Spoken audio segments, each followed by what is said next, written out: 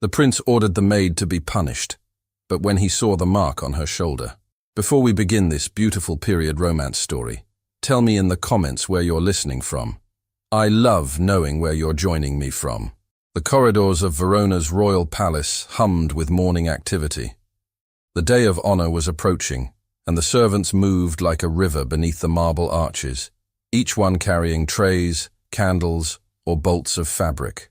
Every step echoed under the high ceilings, mingling with the low murmur of nerves. In the Hall of Mirrors, Prince Lorenzo stood before a tall window, his reflection splitting against the glass. The sun touched his uniform of silver and blue, polished to perfection. His jaw was set, his eyes steady.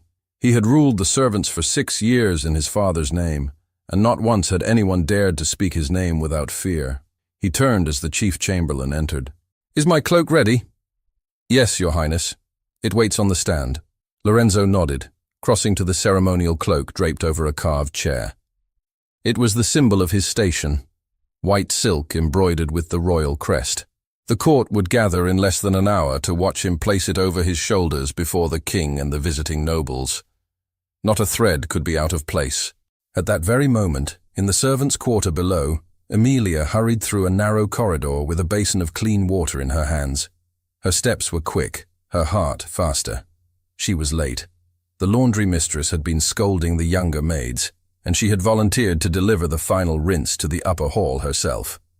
"Mind your pace, Emilia!" the cook shouted from the kitchen door. "I will," she called back, smiling faintly, though her hands trembled. Her first month at the palace had been a trial of silence and obedience. She had seen the prince only once from afar, during the evening procession. They said he was cold, like marble shaped into a man. Yet the thought of serving at such proximity to greatness thrilled her. She climbed the grand staircase, the basin balanced against her hip, and stepped into the antechamber outside the Hall of Mirrors. The chamberlain turned sharply. "What are you doing here?" "Forgive me, sir. I was told to clean the stand where His Highness's cloak rests." "Be quick. He will be here at any moment." Emilia placed the basin on a stool, dipped a clean cloth into the water, and wiped the surface of the stand. Her movements were careful, reverent. But when she reached for the cloak, a passing page stumbled behind her, knocking her elbow. The basin tilted, and a thin line of dark ink, meant for the calligrapher's desk beside it, splashed across the cloak's shoulder. The chamberlain gasped. "No, no, please!" Emilia stammered, snatching a towel, trying to blot the stain, but the silk absorbed it instantly. The doors opened. Prince Lorenzo stepped in. "What is happening?" His voice cut through the air like a blade. The chamberlain bowed, his face pale. "Your Highness, the maid." Lorenzo's gaze dropped to the cloak. The ink, black and spreading, marred the royal crest. For a heartbeat, no one moved. Then the prince's tone hardened. "Who touched it?" Emilia fell to her knees. "Forgive me, Your Highness. It was an accident. I swear it was not." "You have destroyed the symbol of my house," he said quietly. "Do you understand what that means?" Tears welled in her eyes. "I will repair it. I will—" "You cannot repair what you have stained." He turned to the guards. "Bring her before the court.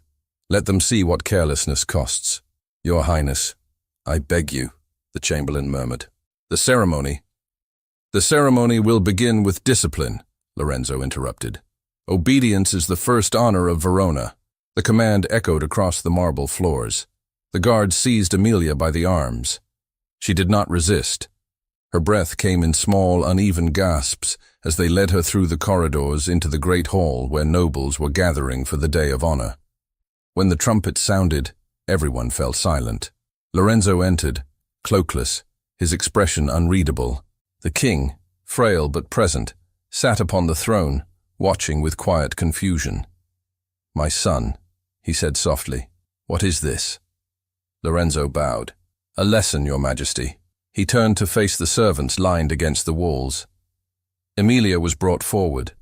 Her pale face was turned to the ground, but every whisper in the hall seemed to rise and settle on her shoulders. "This maid," Lorenzo declared, "has ruined the cloak of ceremony, a symbol of our lineage." Discipline shall be carried out, not in cruelty, but as a reminder that duty is sacred. The nobles murmured approval. Punishment was not uncommon in royal service. But the sight of the trembling girl stirred an uneasy silence. Emilia spoke, her voice barely more than a whisper. "Your Highness, I did not mean—" "Silence," he said sharply, though his eyes flickered for an instant, a trace of hesitation. The chamberlain approached with the traditional mark of disgrace, a torn sleeve, a visible shame to be worn until dismissed from service. He reached for Emilia's arm. She flinched. Lorenzo gave a short nod. "Do it." The sound of ripping fabric filled the hall. Gasps followed as the cloth fell away from her shoulder. For a moment, Lorenzo looked only at her bowed head. Then his gaze dropped to the pale skin revealed beneath the torn fabric. There, above the curve of her shoulder blade, was a faint birthmark, shaped like a crescent moon touching a single star. The prince froze.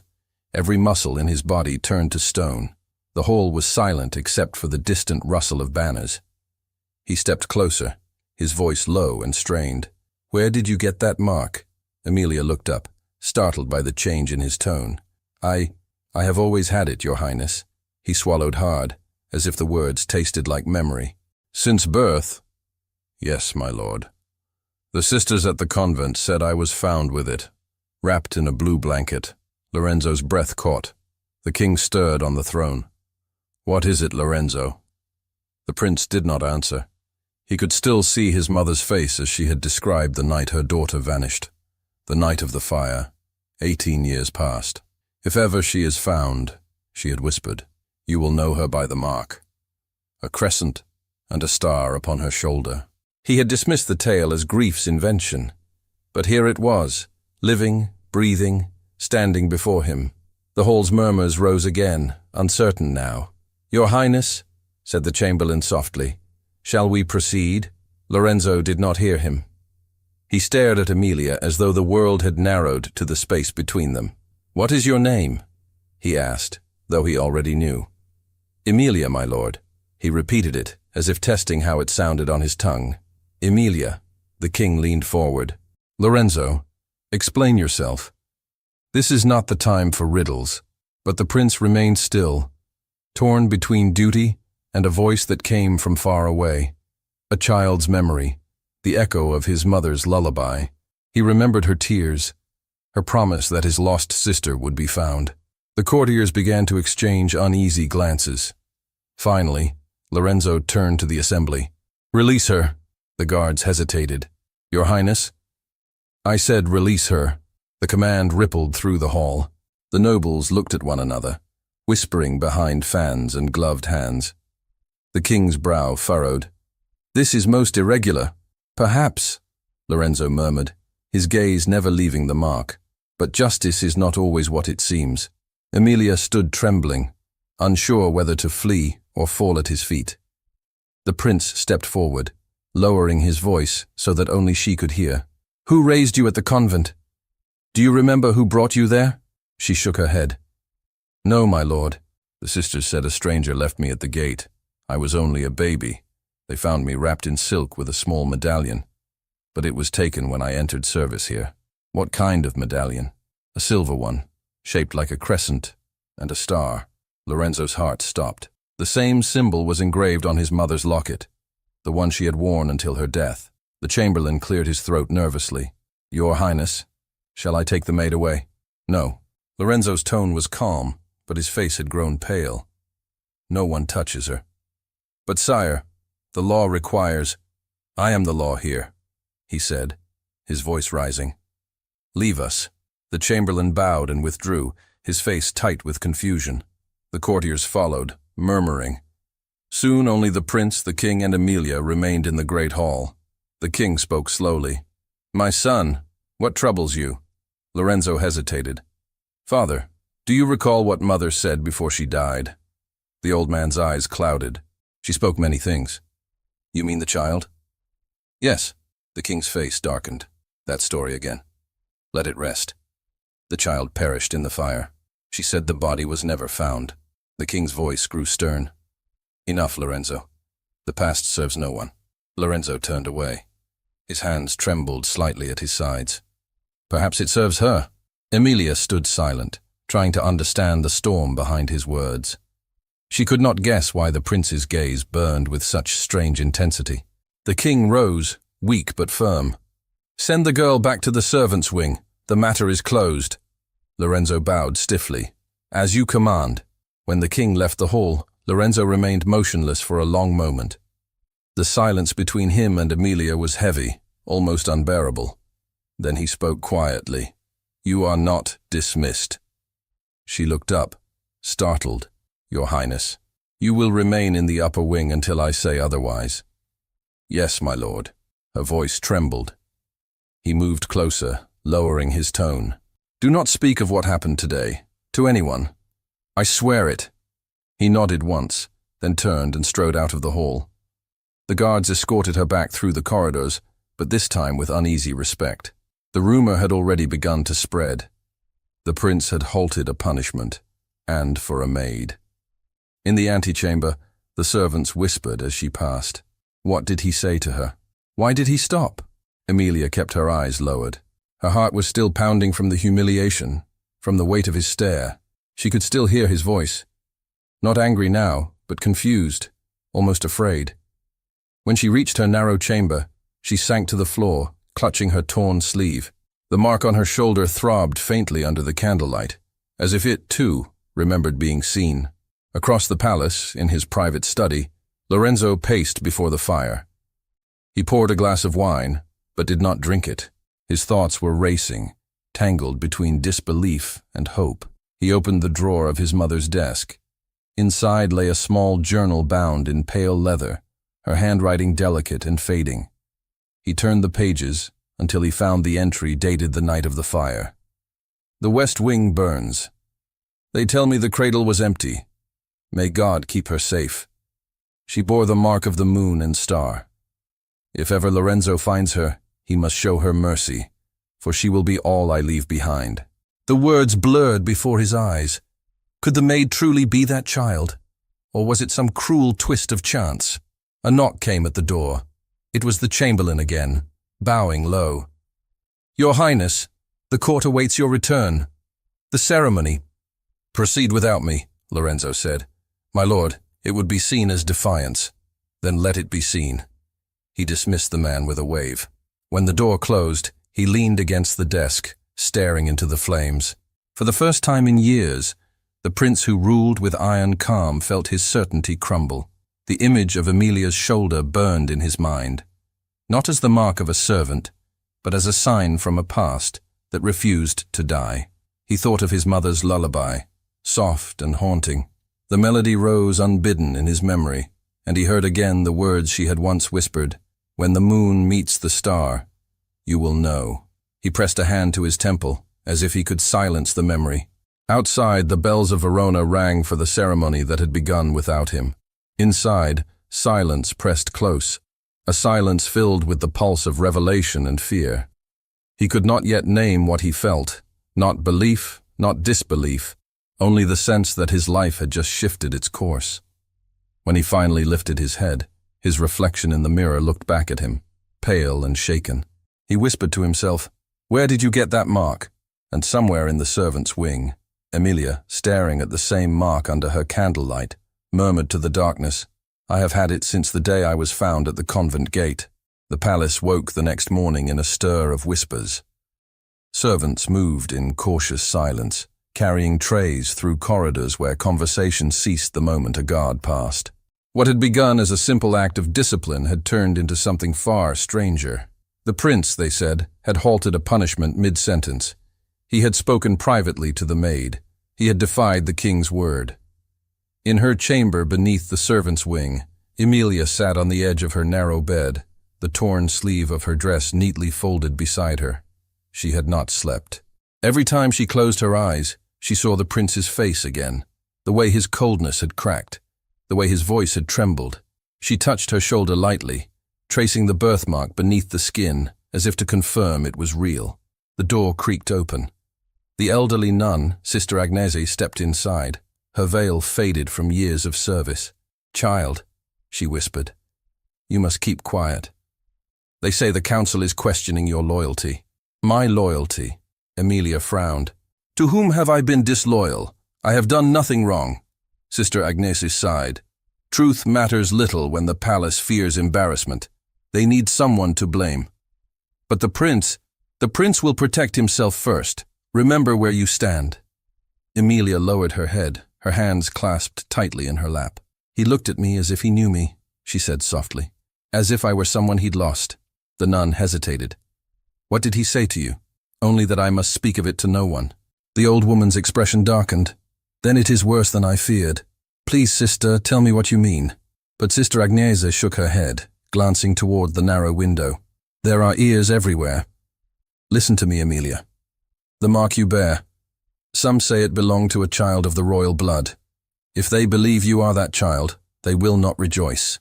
They will fear what it means. Emilia's breath caught. A child of royal blood? It is only rumor, the nun said quickly, and dangerous rumor at that. Say nothing. Keep your head low. She turned to leave, but Emilia caught her sleeve. Sister, please. Do you know something? Was I truly found at the convent gate? The nun hesitated. You were brought there one night by a woman who would not give her name. She begged us to hide you. When we asked who your parents were, she said only, she must never be found. Then she disappeared into the rain. Emilia stared. Never be found? Why? I do not know, Sister Agnese murmured, but I fear someone else does. The door opened abruptly. A guard stood there, helmet glinting. The maid Emilia is summoned by order of the Grand Duchess. She will appear before the council at noon. Emilia rose to her feet, her voice barely steady. Yes, sir. When the guard left, Sister Agnese clasped her hand. Do not be afraid to speak the truth, but measure every word. The truth can free or destroy you. At noon, the council chamber was filled with nobles in heavy coats and anxious expressions. The Grand Duchess sat at the center, her pale face framed by pearls. Lorenzo stood at her right, composed but tense, his hands clasped behind his back. Emilia was led in by two guards. She curtsied, though her knees trembled. The Duchess's voice was cool. You are Emilia, maid to the royal household. Yes, Your Grace. You stand accused of carelessness that dishonored the royal family. Yet it is also said that the prince himself halted your punishment. Explain why. Emilia glanced at Lorenzo. His eyes met hers briefly, a silent warning not to speak of the mark. I do not know, Your Grace, she said. He showed me mercy. The Duchess's gaze sharpened. Mercy? The prince does not grant mercy without reason. What is your history, girl? I was raised by the sisters of St. Celia's convent, Your Grace. I know nothing of my parents. A nobleman leaned forward. And the mark upon your shoulder? There are whispers. Lorenzo spoke before she could. Enough of whispers. The maid's mark is of no consequence. The Duchess turned toward him. No consequence? You halted a public punishment for a servant. Do you deny that it brings shame upon your authority? I will answer for my own actions, Lorenzo said evenly. She will not be questioned about her body. The room murmured with tension. The Duchess's tone turned cold. Your compassion is unexpected, nephew. One wonders if it hides another motive. Lorenzo's jaw tightened. My only motive is justice. Emilia stood silent, her heart pounding. She wanted to speak, to defend him, but her place was not to interrupt. The Duchess raised a hand. Enough. Until this matter is clarified, the maid will remain confined to her quarters. She is not to leave the upper wing without permission. Yes, Your Grace, Emilia said quietly. As she was led away, Lorenzo's voice stopped the guards. Wait. She will have food and warmth. No cruelty. The Duchess gave him a look of warning, but said nothing. That night, the palace was heavy with unease. Lorenzo retreated to his late mother's chamber, a place long sealed since her death. Dust hung in the air. He opened her cedar chest and drew out a bundle of letters tied with a ribbon faded to gray. He read by candlelight, searching for the truth he feared to name. One letter spoke of the night of the fire, another of a loyal maid who vanished the same evening. The final one chilled him. The child lives, hidden by those who fear her claim. I pray she is safe from those who would silence her forever. He dropped the letter onto the table. If Emilia was that child, then someone in the palace had ordered her disappearance, and someone might still want her gone. The door creaked.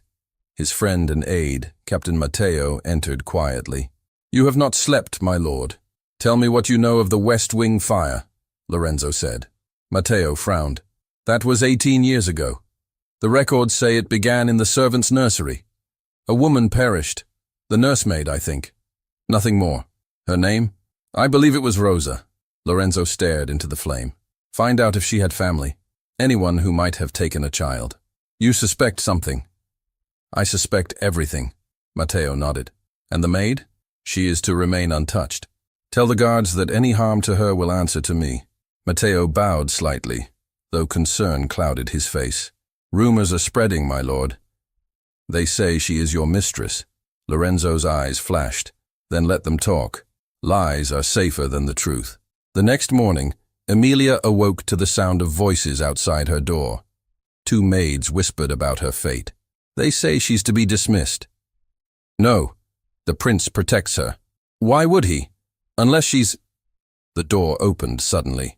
Matteo stood there. "The prince requests your presence." Emilia followed him through the winding corridors. When she entered Lorenzo's study, he dismissed the guard and gestured for her to sit. "Do you trust me?" he asked at once. She blinked. I do not know you well enough, my lord." "Fair answer. Then trust my word. You are in danger." Her hands tightened in her lap. "From whom?" "I do not yet know, but the man who served as chamberlain during the night of the fire, he may have known something. He was found dead this morning in the garden pond." Her breath caught. "Dead? How?" "Drowned, though the water was shallow. In his hand was this." Lorenzo placed a damp folded letter on the desk. The seal bore the royal crest. "I found it before the guards did," he said quietly. "It is addressed to my father." "What does it say?" He opened it, reading aloud. "The deed is done. The child has been taken beyond the city walls. None shall know unless the mark betrays her. The throne is secure." Emilia stared at the words, pale as parchment. "The child? Could it mean—" "Yes," Lorenzo said. "You." Her voice broke. "But who would— why—" "Someone who feared your existence. Someone who thought you a threat. But I have never wanted power," she whispered. "I know." His tone softened. "You wanted only to serve, and that is what shames them most." She looked up at him. "What will you do now?" "I will find the truth. I owe it to my mother's memory. But until I do, you must remain hidden. If anyone asks, you are ill." She hesitated. "If they discover this letter—" "They will not. It no longer exists." He tossed it into the fire. The wax seal curled and blackened in the flames. For a long moment, neither spoke. Then Emilia said quietly, "You are risking much for me, my lord." Lorenzo met her gaze. "Perhaps. Or perhaps I am at last correcting what was done long before me." She rose, her voice trembling. "If I truly am that child, then everything I believed about my life is false." "Not false," he said, "only hidden, like truth beneath dust." She turned toward the window, her eyes filling with tears she fought to hide. "I never asked for any of this, nor did I," he murmured. A silence stretched between them, fragile and heavy. Suddenly, footsteps echoed in the corridor. Matteo burst in, breathless. "My lord, the council demands your presence. The king has fallen ill. They fear he may not wake." Lorenzo stood at once. "Summon the physician. He is already there.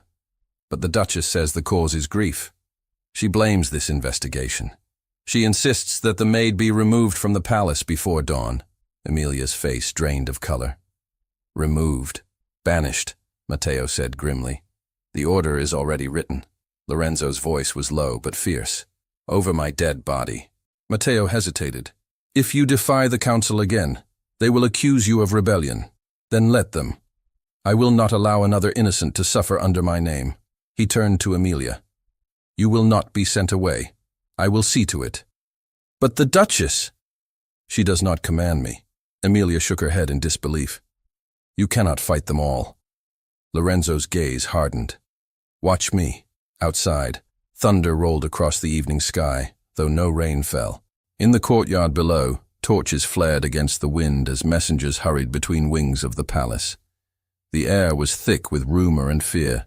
Emilia stepped closer to the prince, her voice barely a whisper. "What if they come for me tonight? Then they will find me waiting."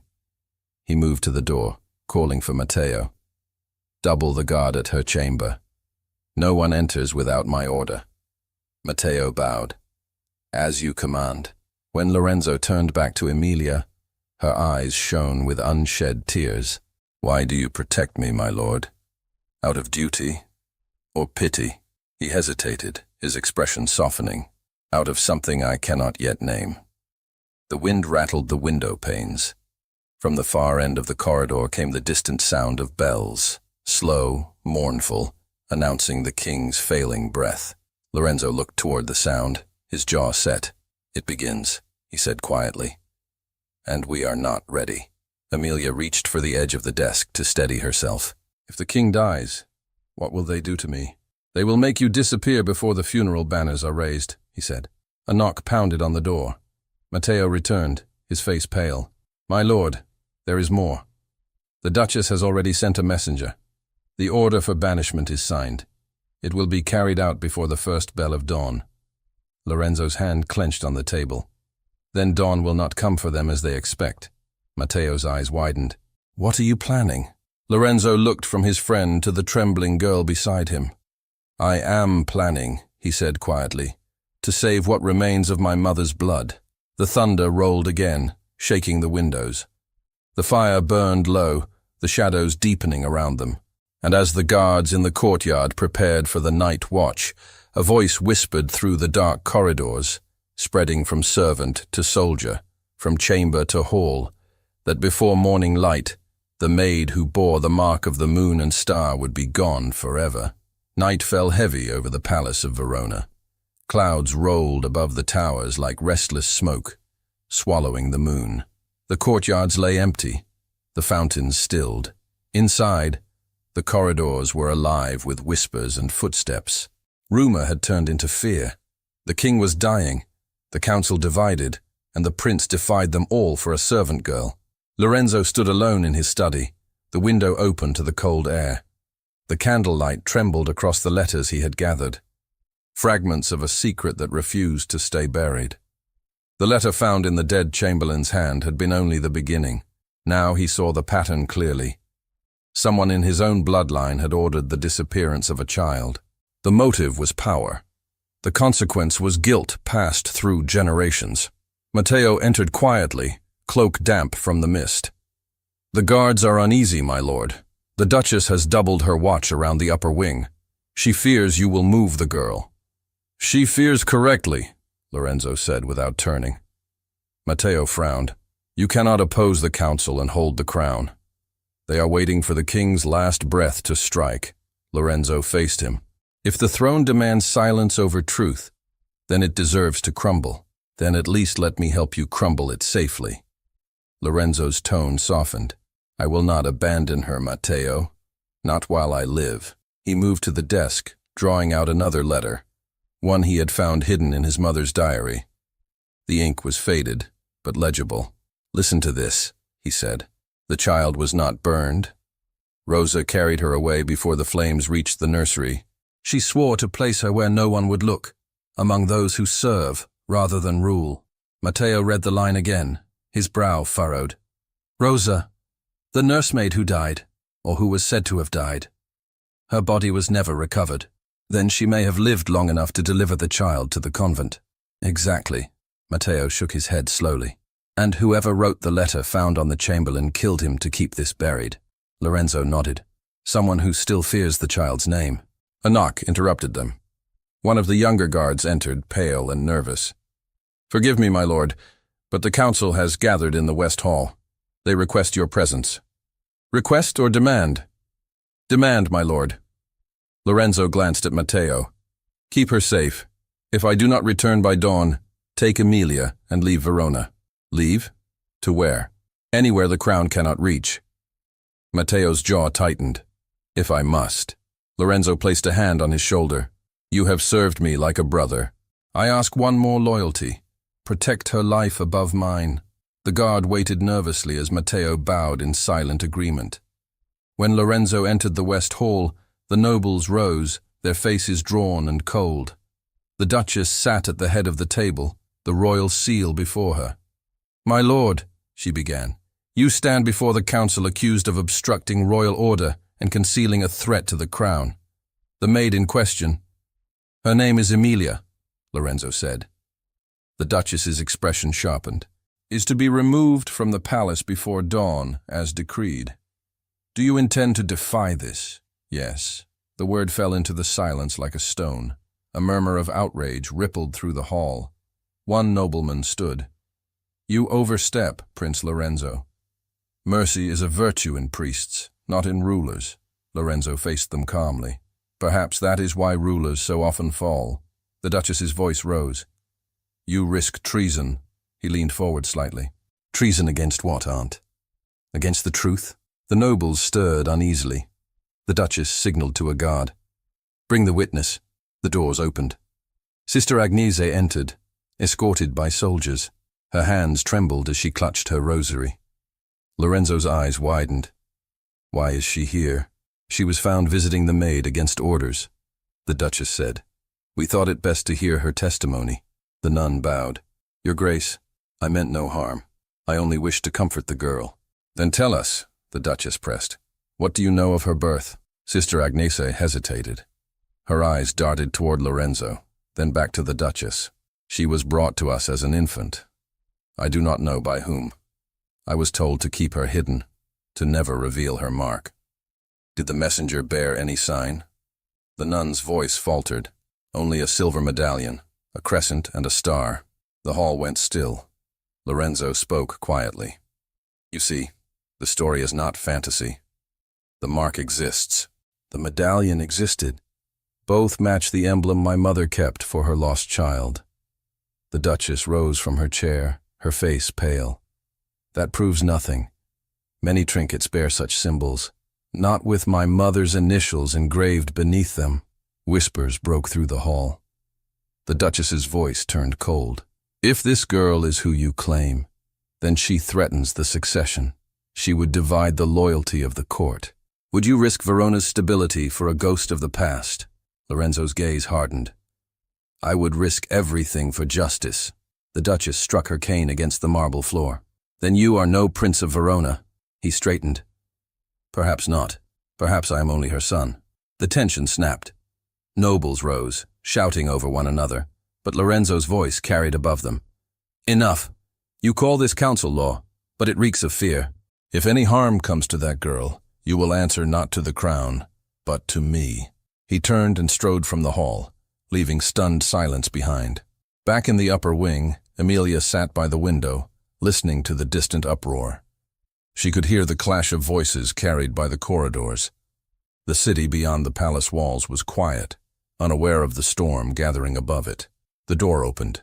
Matteo entered, followed by Sister Agnese, released from the council at Lorenzo's demand. "You must be ready," Matteo said. "If the council overrules him, they will come before dawn." Emilia stood, frightened. "Where will I go?" "Wherever the prince orders."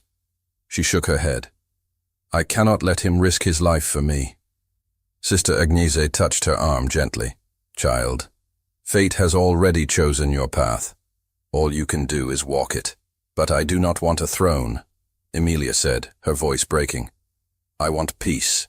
"Peace," Matteo said softly, "is never granted freely in palaces." The sound of footsteps thundered in the corridor. The door burst open. Lorenzo entered, his cloak unfastened, eyes burning. "They mean to strike tonight," he said. "The Duchess has sent men to escort you to the city gates. Once you cross them, they will claim you fled and end it there." Emilia's hands flew to her mouth. "End it." "Silence you," he said bluntly. "We have little time. Matteo, prepare 2 horses." Sister Agnese stepped forward. "You must not run, my lord. The truth must face daylight, not shadows." Lorenzo turned to her. "If daylight means her death, I will choose the night." Emilia caught his sleeve. "No, I will not let you throw away your honor for me. Honor, he said bitterly, has already been lost in this palace. The nun's eyes filled with tears. You sound like your mother. She too chose compassion over crown. Lorenzo paused. You knew her. Before she married the king, she came to the convent often. She spoke of the daughter she feared she would never hold. I prayed for her every day since. He looked at Emilia. And now that daughter stands before us. A horn sounded from the courtyard below. A sharp, metallic note. The guards were gathering. Matteo appeared at the doorway. The Duchess's men are already on the stairs. Lorenzo drew a breath. Take her through the east passage. There's no exit there, Matteo said. There is, if you know the way. He turned to Emilia. Follow me. They moved quickly through a narrow corridor lined with portraits, the flickering lamps throwing long shadows across the walls. Lorenzo pushed open a hidden door behind a tapestry and led her into a forgotten stairwell. The air was cold and damp. Where does it lead? She whispered. To the chapel beneath the palace. My mother built it in secret when she still hoped to find peace here. They descended in silence until the stone steps opened into a small crypt lit by a single candle. The air smelled of old incense. This is where she prayed for you, Lorenzo said quietly. Before the fire took everything. Emilia looked around, her eyes wide. She prayed here? Yes, and now I understand why. He turned toward her. The candlelight touched his face, revealing the weight of everything he carried. Guilt, hope, the memory of a mother's promise. Emilia stepped closer. What will happen to you if they find us? They will call me traitor. And if we flee? They will call me coward. Then there is no safety. Not yet, he said. But truth has a way of finding air. From above came the distant echo of boots against stone. The guards were searching. Lorenzo moved to a narrow wooden door hidden behind an altar. This leads to the old stables. Once you are there, Matteo will meet you with the horses. She hesitated. And you? I will return to the council. If I vanish, they will hunt us both.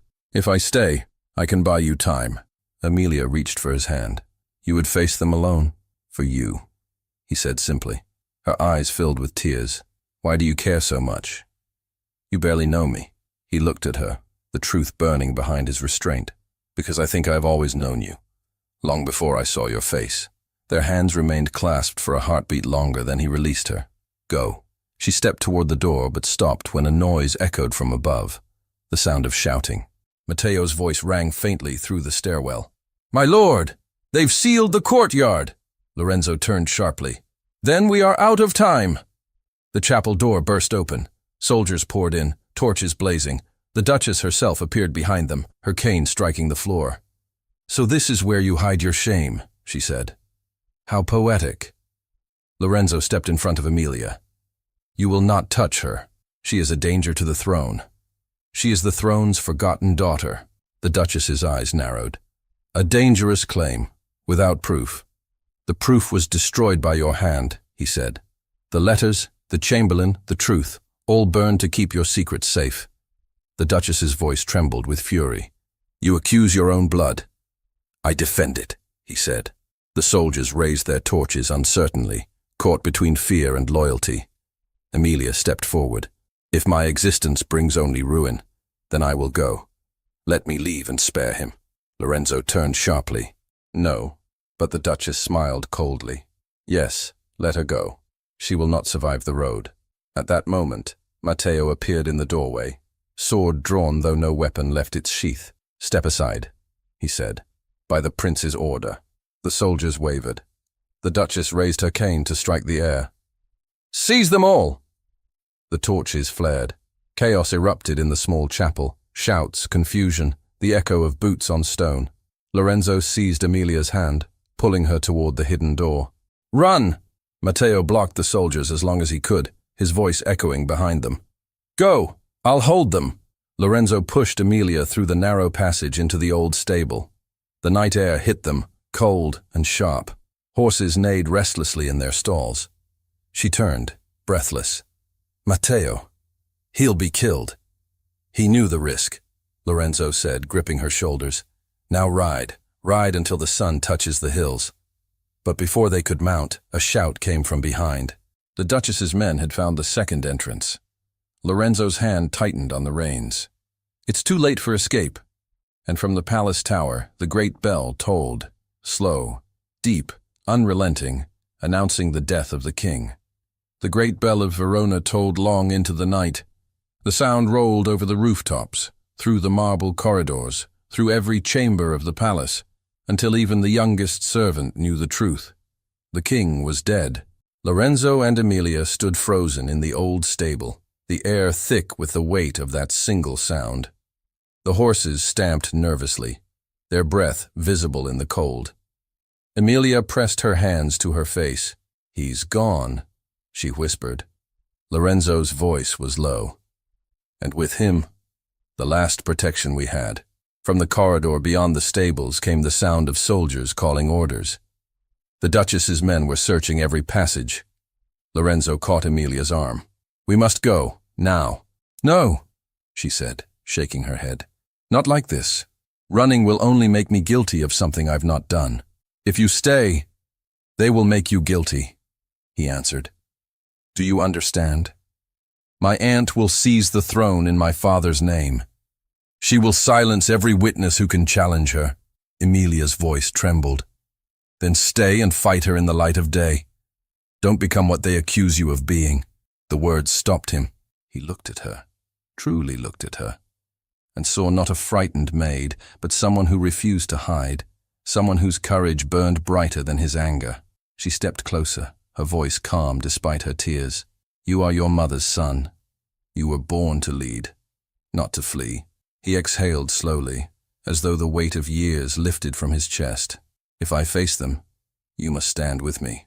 "I will," she said. "Whatever comes." He nodded. "Then we end this before dawn." When they re-entered the palace, the corridors were lined with torches and mourning banners already being hung by trembling servants. The Duchess had wasted no time. Lorenzo strode through the great doors of the council chamber without announcement. The nobles inside turned sharply, their whispers silenced by his entrance. The Duchess sat at the head of the long table, draped in black silk, though the king's body had not yet cooled. Her cane rested across her knees.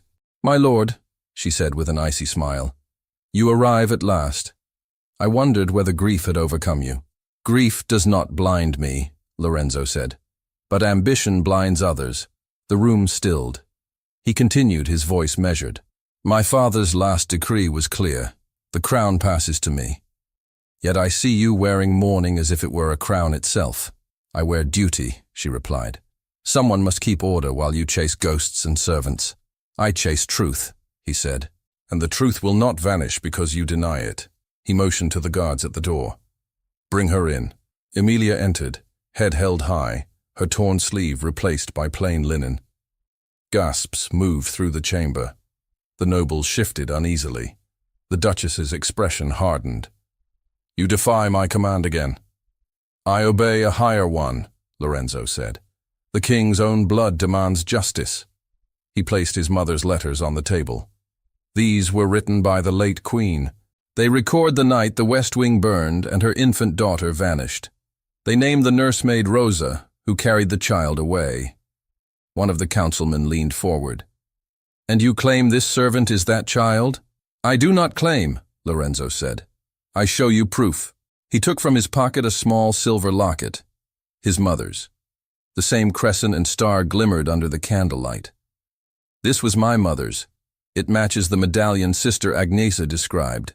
The mark upon Emilia's shoulder bears the same sign. It is not coincidence." The Duchess's hand trembled against her cane. "Forgery," she said sharply. "An invented tale from a desperate prince." Lorenzo's tone deepened. "A tale written by the queen herself? Shall we read her hand aloud?" The nobles exchanged uneasy looks. The Duchess tried to speak, but Lorenzo continued. "You all remember the fire. You remember how quickly it was silenced, how the chamberlain swore the child perished, though no body was found. That same chamberlain was found dead 2 nights ago, with a letter in his hand, confessing the deed." A ripple of alarm moved through the room. Lorenzo's voice rose. "He died to hide the truth you now hear. The truth that my sister lives, and that those who feared her birthright took her from her cradle and buried her name." The Duchess struck her cane on the floor. Lies! Lorenzo faced her squarely. Then swear before this council that you had no part in it. Her silence was long, the kind that tells more than any words. The nobles turned toward her, waiting, doubting. Finally she said, I did what was needed to preserve Verona. The Queen's child would have divided the kingdom. 2 heirs, 1 throne. I spared us war. You murdered peace instead, Lorenzo said quietly. You took an innocent child and condemned her to live without name, without family. Emilia's voice broke the silence. And yet I forgive you. The Duchess turned to her in disbelief. You? Yes, Emilia said softly, because hate would make me like you, and I will not carry that burden. Her words struck the hall like a bell. Even the guards lowered their heads. Lorenzo stepped beside her. You see, the true blood of Verona stands before you, not in pride, but in grace. A nobleman rose slowly. If she is truly of royal birth, then the law declares her princess of Verona. Another nodded. And the rightful heir should rule beside her, not above her. The Duchess's control faltered. You cannot... But Lorenzo's voice cut through hers. The law speaks, Aunt, not I. He turned toward the crowd. Let it be known that Emilia of the Crescent Mark, daughter of Queen Isabella, is restored to her name and title. The hall erupted in murmurs. Some knelt, others bowed their heads. The Duchess, trembling with fury, rose to her feet. You have destroyed us, she hissed. No, Lorenzo said. We have redeemed us. 2 guards stepped forward, uncertain. One of the councilmen spoke quietly. The Duchess shall answer for her actions. No harm will come to her, but her authority ends this day. The Duchess's gaze moved between Lorenzo and Emilia. You think mercy will save you. It never does. Lorenzo looked at her sadly. Perhaps not. But it saves those we lead. She turned and left without another word. The doors closed behind her, and with them, years of fear seemed to leave the room. Silence settled, broken only by the crackle of the torches. Then Lorenzo faced the council. The reign of fear ends tonight. Tomorrow we bury the king as a father, not as a symbol. Verona will rise clean of secrets. He turned to Emilia. Are you ready to stand before them? Her eyes shimmered with tears. If you stand with me. He offered his hand. Always. They walked together toward the throne, not as ruler and servant, but as brother and sister. The nobles watched in reverence as Emilia, once the humblest maid in the palace, took her place beside the heir. When the court was dismissed, dawn was breaking beyond the windows. The palace, once shadowed by deceit, was bathed in pale gold. In the quiet that followed, Lorenzo and Emilia stood in the garden where the king's banners fluttered at half-mast. Birds began to stir in the trees. Emilia spoke first. What will happen to her? The Duchess? Lorenzo asked. She will live under guard. She is still family, even if she forgot what that means. Emilia nodded slowly. Do you think the people will accept me? They already do, he said. They will see your courage and call it noble. She smiled faintly. I don't feel noble. I feel human. That, Lorenzo said, is what makes you noble. She looked at him then, truly seeing the man behind the crown, the boy who had lost his sister and found her again in the unlikeliest way. I thought you would hate me, she whispered. I did, he admitted. For a moment, when I believed you'd ruined the cloak, I hated you. But then, you became the reason I saw what I had become. You gave me back more than a sister. You gave me mercy. Tears slipped down her cheeks, though she smiled through them. And you gave me a name. He reached out, brushing her hand lightly. Keep it with pride. You have earned it. A group of servants approached hesitantly. One of them, the cook who had once scolded Emilia, bowed deeply. Your Highness, she murmured. Emilia's cheeks flushed. Please. I am still Emilia. The cook smiled. Then Verona is fortunate to have an Emilia for its princess. The servants retreated, leaving the two alone again. Lorenzo watched the light spread across the marble terrace. Tomorrow will be long, he said quietly. The coronation, the funeral, the vows before the council. She turned to him. "And after tomorrow?" He looked at her with warmth. "After tomorrow we begin again." The chapel bells began to ring for morning prayers. The sound was softer now, no longer a warning, but a promise. Emilia took a deep breath. "I want to visit the convent one day," she said, "to thank the sisters, to tell them the child they hid has come home." "You shall," he said. "And when you do, I will ride beside you." For a long while they stood in silence, the garden waking around them. At last Emilia said, "Do you think our mother would be proud?" Lorenzo smiled faintly. "I think she is smiling now." They walked back toward the palace, their steps steady, side by side. The halls that once echoed with fear now carried the soft murmur of renewal.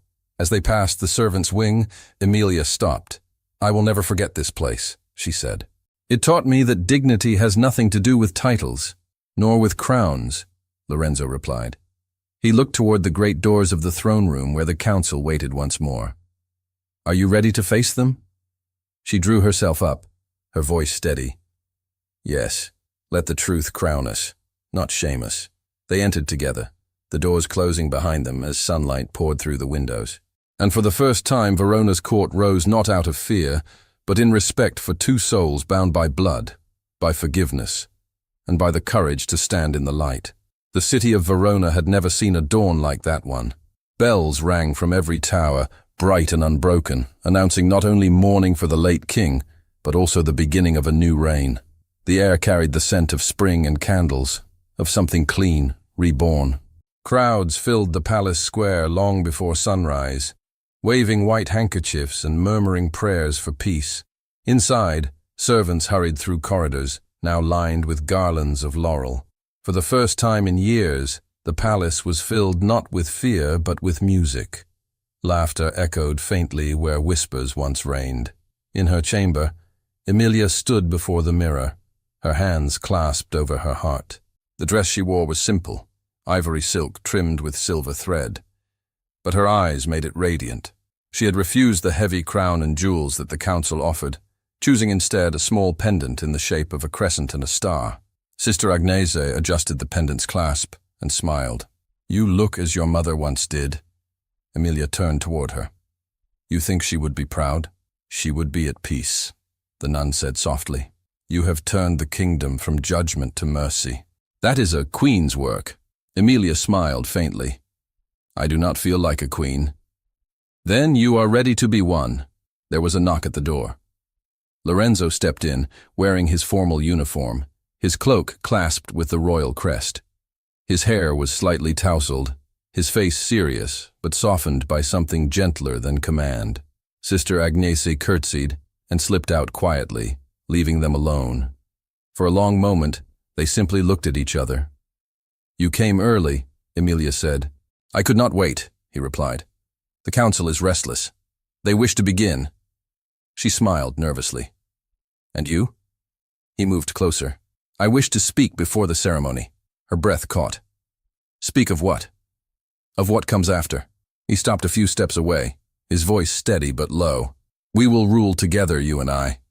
But I will not see you shut away behind a throne. I want you free. I want Verona to see that strength and kindness can reign side by side."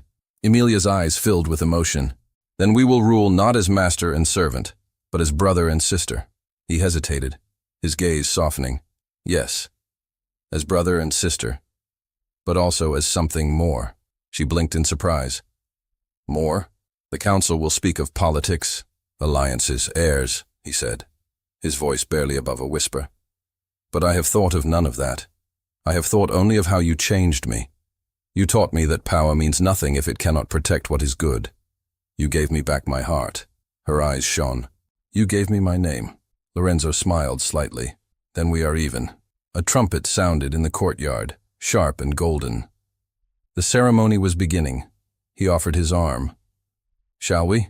Emilia took it, her hand trembling slightly against his sleeve.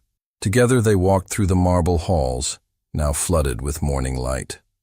The doors of the throne room opened, and 1,000 faces turned toward them. The nobles rose. The crowd outside fell to a hush. Lorenzo led her to the dais, where 2 thrones stood side by side, draped in white silk. The archbishop stepped forward, his voice echoing through the vast room. By the will of heaven and the blood of our late sovereign, we crown Prince Lorenzo, King of Verona, and his sister Princess Emilia, as keeper of the royal line.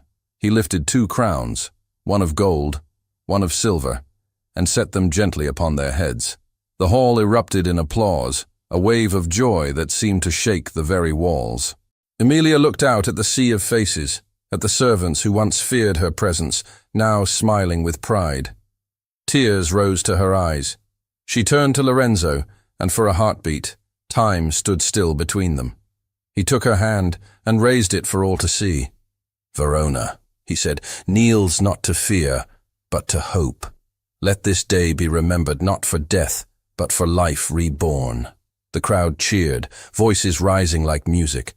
Bells rang again, louder this time, carrying through the city and out to the distant hills. When the ceremony ended, the feast began. Musicians played in the courtyard, and the people filled the streets. The palace gates stood open for the first time in years, and no guard turned anyone away.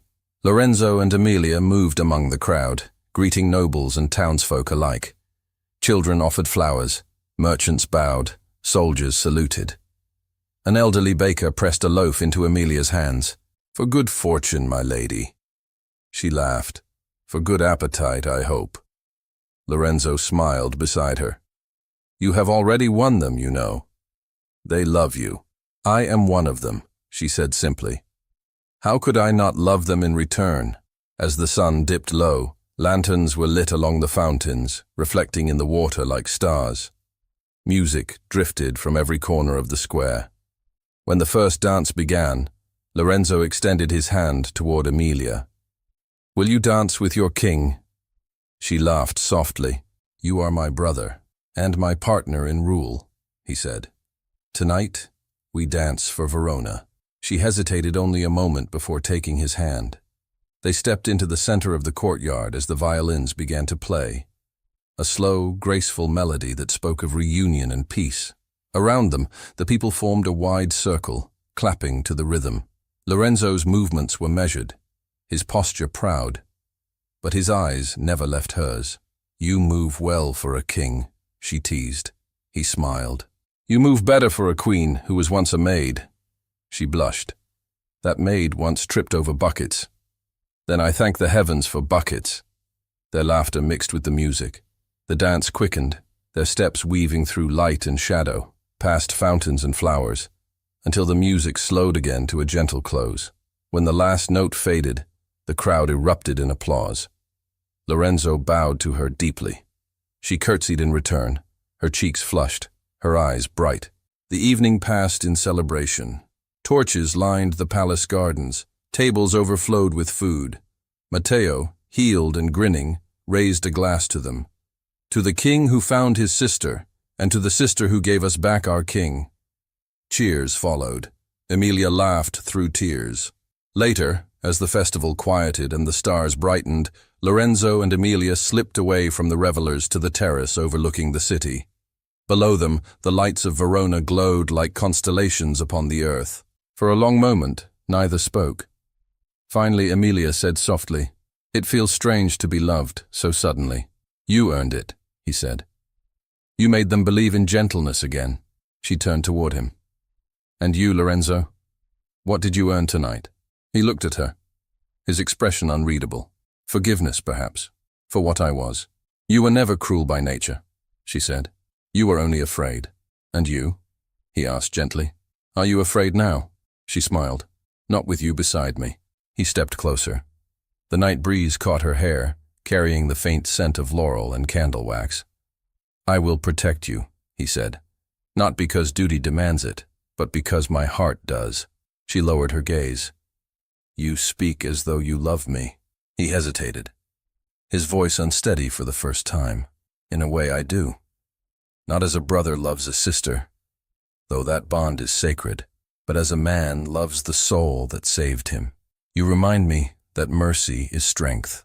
Her eyes glistened. "And you remind me that power can be kind." He smiled faintly. "Then perhaps we complete each other." The bells began to ring again, softer this time, echoing through the valley. He took her hand, pressing it gently to his chest. "The kingdom will look to us for guidance," he said. "Let them see love, not authority. Let them see what peace looks like." She nodded. "Let them see what family looks like." They stood together in silence, watching the lanterns drift skyward, glowing against the night like fragile wishes. Lorenzo said quietly, "Do you remember the first day we met? The ink, the cloak, the fear?" She laughed softly. "I remember thinking you were made of marble." "And you?" he asked. "What were you made of?" "Hope," she said, smiling. "And clumsiness," he chuckled. "Hope endures. Clumsiness fades."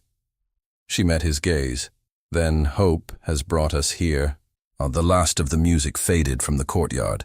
Only the sound of wind remained, moving through the olive trees. Lorenzo turned to her, his voice barely above a whisper. "You have changed me, Emilia.